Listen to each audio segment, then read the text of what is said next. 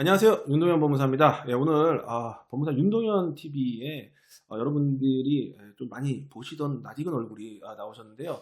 오영나 법무사님 출연하셨습니다. 오늘은 한국 미혼모 지원 네트워크 대표님의 자격으로 출연하셨는데요. 인사 좀 부탁드릴게요. 안녕하세요. 반갑습니다. 한국 미혼모 지원 네트워크 대표라고 하셨는데 어떤 단체죠? 이 단체는? 한국의 예. 미혼모를 지원하는 네트워크죠. 그래서 음.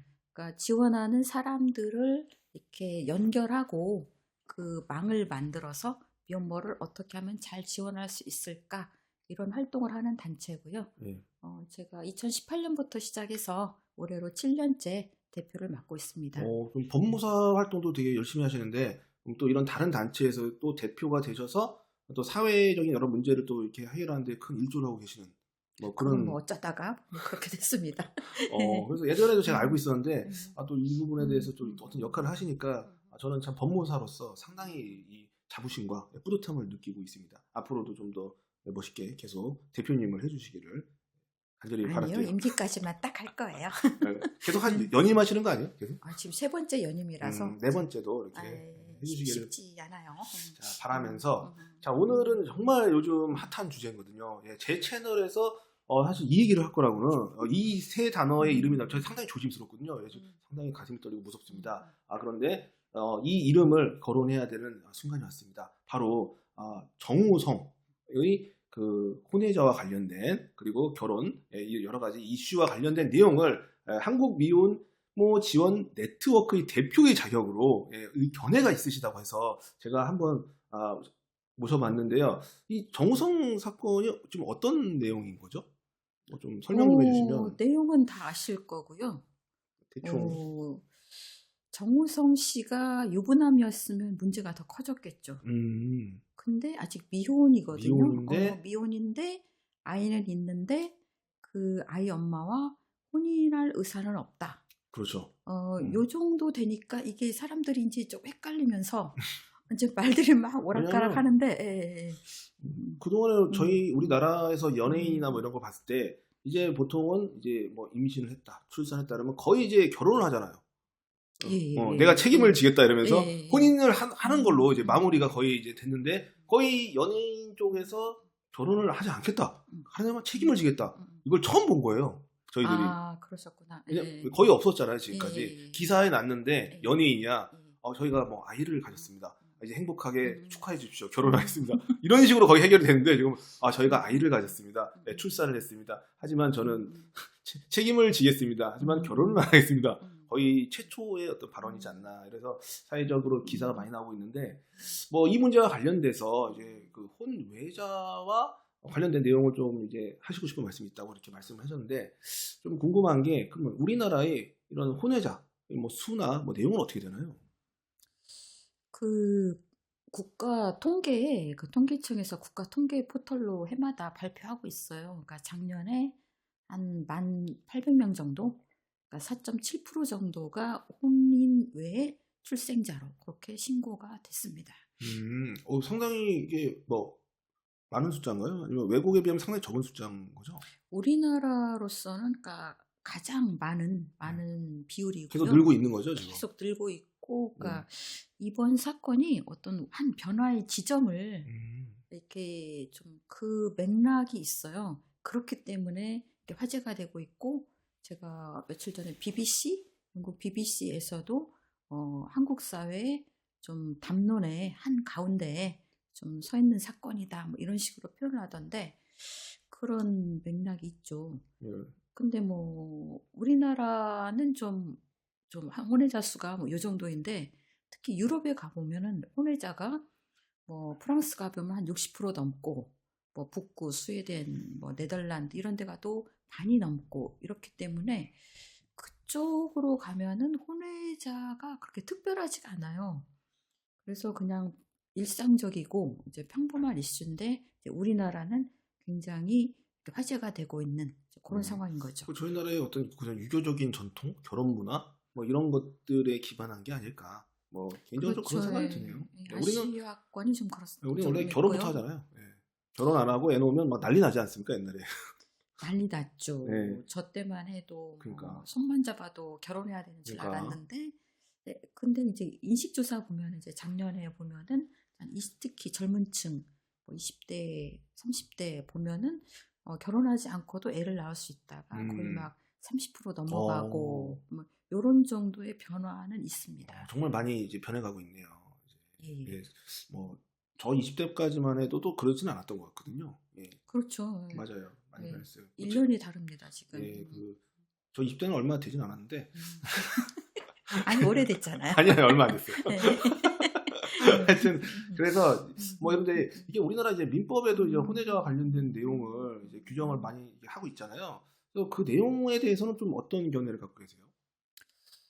이 혼인 외의 출생자라는 게 이게 법률 용어입니다. 그러니까 민법 855조 이제 인지에 관한 규정에서 이제 혼인 외의 출생자로 본다. 이제 이렇게 있으면서 좀 공식적인 용어로 쓰고 있는데 이 용어에 대해서도 또 요즘 그러니까 이야기가 나오고 있더라고요.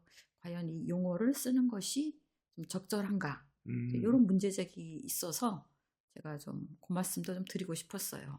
네, 그래서 용어가 지금 뭐 적절하지 않다, 그러니까 이런 말을 안 쓰면 좋겠다, 뭐 이런 얘기인 거죠. 다른 나라의 좀 좀 쓸 말이 예를 있나요? 보면은 예를 들어 독일 같은 경우는 97년에 네. 그러니까 법을 만들면서 혼인 외에 그 출생자란 표현을 다 없애면서 근데 거기는 또 어떤 점이 있었냐면은 그 전까지만 해도 혼인 중의 자녀하고 혼인 외의 자녀가 상속분이 달랐어요. 아, 그래요? 이 야. 점을 같이 고쳤어요. 또 그런 거는 또 우리나라가 또 상당히 또 평등하게 또 이렇게. 우리나라는 그거를 그러니까 1960년에 민법이 제정됐잖아요. 네네. 그러니까 처음부터도 그거를 차별하진 않았어요. 그러니까요. 하지만 아들하고 딸은 차별을 했었죠. 그렇지, 처음엔 그랬지. 네, 맞아요, 그러다가 맞아요. 호주와 막 또 그렇죠. 근데 자녀인지 그러니까 아들인지 딸인지 구분 없이 동일한 상속분을 가져온 것은 90년이에요. 그러니까 우리나라는 오히려 그 남녀 차별이 좀 상당히 최근까지 왔었고 이 적서 차별이죠. 적서 차별은 법률적으로는 없었습니다. 그러니까요. 근데 요것이 이제 독일도 이제 그렇게 고쳤고 이제 프랑스도 그 무렵에 그러니까 법률 조항에서 혼인 외의 출생자라는 표현을 없앴고 미국도 없애고 이러면서 이거를 좀 혼인 외의 자녀를 좀 특별하게 보기보다는 자꾸 이렇게 그렇지. 흡수시켜내는 이런 쪽으로 가고 있는 게 하나의 좀 전 세계적인 법률의 흐름인 거는 맞습니다. 전체적인 어떤 용어를 조금 한번 생각해보고 정리를 좀 해볼 필요도 좀 있겠다는 생각이 좀 드네요. 혼인 외자 왜냐하면 뭐 이런 이게 거를. 우리도 왜 법률은 말 한마디가 중요하잖아요. 정말 토시 하나가 중요한데 이 법률적인 용어로 쓰고 있으면은 이것이 사회 공식적인 용어가 되기 때문에 굉장히 자연스럽게 이제 막 쓰게 되거든요. 근데 이거는 이제 표현을 약간만 좀 바꿔서 이렇게 쓸 수도 있어요. 꼭 혼인의 출생자라고 하지 않고. 아이디어가 있으세요? 그거는 이미 그 법률 개정안들이 여러 번 제출됐었어요. 근데 그거에 대해서 법이 제출은 돼도 통과되는 거는 쉽지는 않잖아요. 이제 그러면서 조금 안 되고 요랬던 상황이었죠.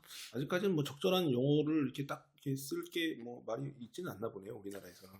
그 용어를 뺀 상태로 이제 적절하게 표현을 할 수는 있죠.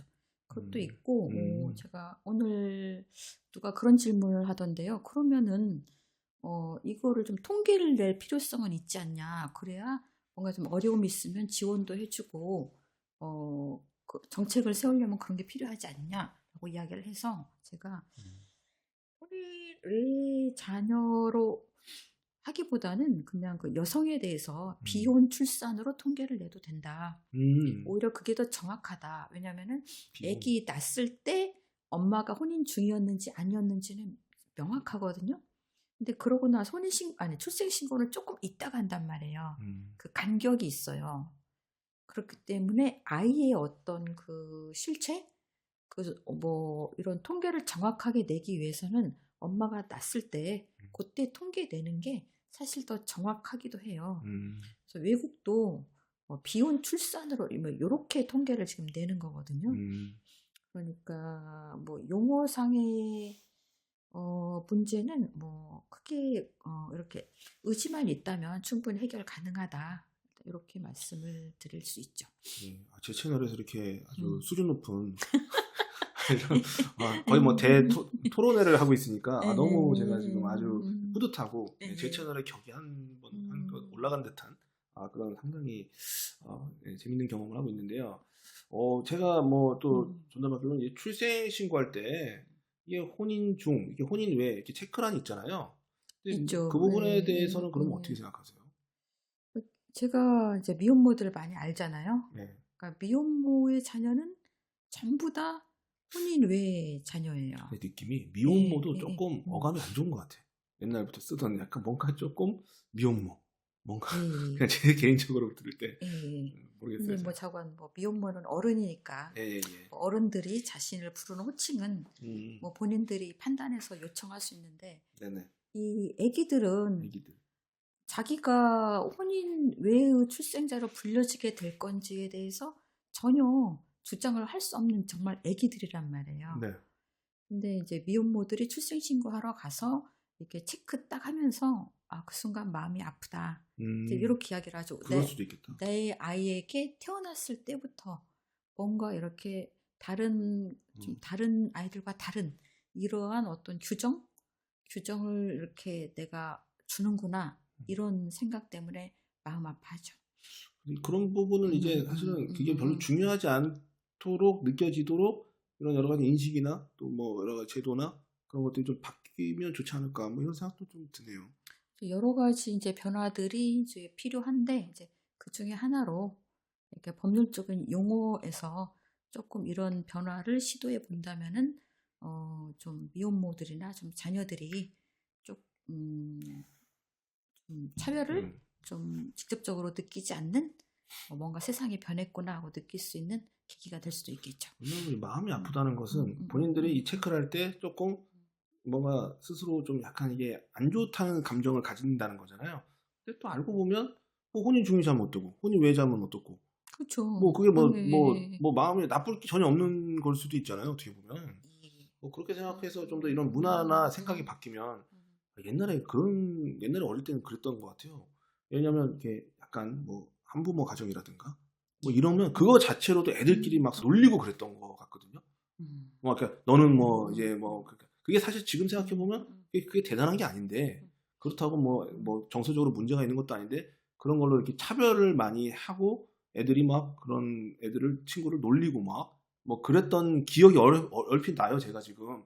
참 그것도 이제 문화일 수도 있는데 참 그 초등학생 때부터 그런 걸로 이렇게 막 차별을 서로 하는 게 또 부모님이 좀 영향도 있지 않았을까 개인적으로는 뭐 걔랑 놀지 마 뭐 이런 식으로 막 얘기한다든가 음. 좀 그런 생각도 약간 드네요. 좀 문화가. 이때 그 아이들의 특성인데 아이들은 이렇게 다 비슷해야 돼요. 근데 그 음, 중에서 뭔가 다른 집단이 소수이면 그 소수 집단을 좀 놀리고 그럴 수 있죠. 요런 경향성들이 있어요. 음, 그래서 최소한 아이들끼리 뭔가 소수가 두드러지지 않을 수 있게 다 이렇게 같은 아이들끼리 할 수 있게 그런 환경을 어른들이 만들어 줘야 되는 거죠. 그럼 외국처럼 혼외자가 50%가 되면 그럼 이제 그렇게 안 돼. 문화를 완전히 바뀌어. 어쩔 수가 없게 시간이 조금 걸리겠네. 아니요, 뭐 인위적으로 할 수 있는 건 아니고요. 뭐 저는 그런. 흐름에 따라서 네. 그러니까 되는데 이미 현실에 존재하고 있고 앞으로 갈수록 이제 비율은 늘어날 것인데 또 우리나라가 좀 저출산도 심각하잖아요. 그래서 최대한 좀 아이들이 좀 간편하게 잘 살 수 그렇죠, 있도록 잘 그렇죠. 키울 수 있는 이런 방법을 우리가 찾아봐야 된다는 뭐 그렇죠. 그런 이야기죠. 태어날 때부터 뭔가 이런 것 때문에 음, 차별을 받아서는 음, 안 되겠죠. 예, 예. 그런 이야기입니다. 그래서 제가 뭐 이번에 이제 그 정우성의 그 탑스타죠. 예, 정우성과 관련된 여러 가지 이런 기사 내용들을 보다 보니까 이제 제가 볼 때는 이제 미혼모 그리고 혼인 중개자, 혼인 외자 그래서 가장 좀 관련성이 있는 그 단체의 대표님이 아닐까 뭐 이런 생각이 드는데 참 오늘 이렇게 뭐 특히 뭐 혼외자 관련돼 가지고 좀 얘기를 많이 해주셨는데 한번 해보시니까 좀 어떠셨어요? 언론은 이제 계속 오르내리는 걸 보면서 이렇게 어떤 관심이 정우성 배우에게 쏠리고 그 아이에 대해서도 조금 더 생각을 해봐야 되는데 이런 생각을 좀 하고 있던 차에 또 우리 그 윤동현 법무사 채널이 참 편하게 이런 그렇죠. 이야기 할 수 있을 것 같아서 어, 제가 좀 부탁을 드렸고요. 오늘 조금 이야기하고 나니까 조금 시원한, 좀 어, 답답했는데, 이 얘기를 어딘가에서 하셔야 되는데, 예, 그렇군요.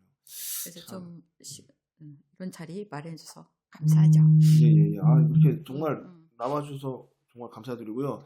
음, 제 채널에서 이렇게 아주 수준 높은 대화를 나눌 수 있다는 것은 저로서는 정말 영광스러운 일이고 격이 올라가는 기분이 듭니다. 그래서 앞으로도 또 이렇게 좀 가끔 나와주셔서 이렇게 하고 싶은 얘기가 있으시면 여러 가지, 왜냐하면 제가 개인적으로 봤을 때 이런 법무사가 사회적 문제에 대해서 뭔가 이렇게 얘기를 하거나 발언하는 게 거의 없어요.